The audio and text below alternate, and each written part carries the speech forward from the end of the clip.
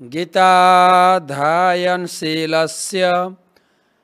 प्रणयं परसश्च नैव सन्ति हि पापानि पूर्वजन्म कृतानि च। गीता अनुशीलन करले पूर्वजन्मेर कृतकर्मेर फल भोग करते হয় না।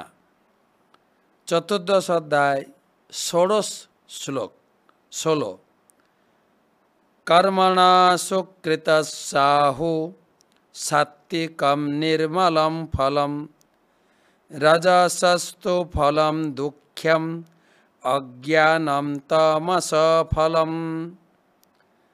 कर्मणा सुकृतस्साहु सात्विकं निर्मलं फलं रजसस्तु फलं दुःख्यं अज्ञानम तमस फलम। तीनटे गुण के एक संगे बोला হচ্ছে। अनुवाद सुकृति सम्पन्न सात्विक कर्मेर फल के निर्मल, राजसिक कर्मेर फल के दुःखमय एवं तामसिक कर्मेर फल के अज्ञान बोला হয়। এর আগে দুটো শ্লোকে ফল বলা হয়েছে, মৃত্যুর পরে গতি সংক্ষেপে গুছিয়ে বলা হচ্ছে। সাত্ত্বিক লোকেরা অনেকটা সুকৃতিবান,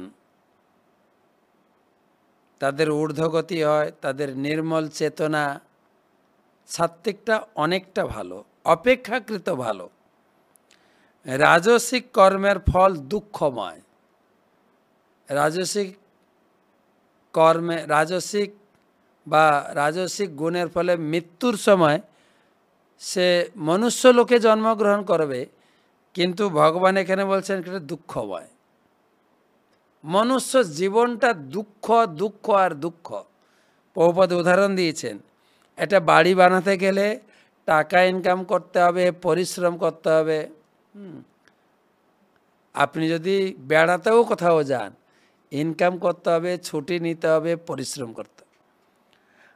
আর তামসিক ফল তো অজ্ঞান, ও বুঝতেই পারে না সুখ কোনটা দুঃখ কোনটা। তামসিকটা একদম বেকার, ভজনের তো সুযোগ নাই। মনুষ্য জীবনে তবু যদি ভগবানের সেবায় যুক্ত হওয়া যায় তাহলে সুখ। প্রভুপাদ আমাদেরকে যুক্ত করেছেন, chant Hare Krishna and be happy, হরিনাম করো সুখে থাকো।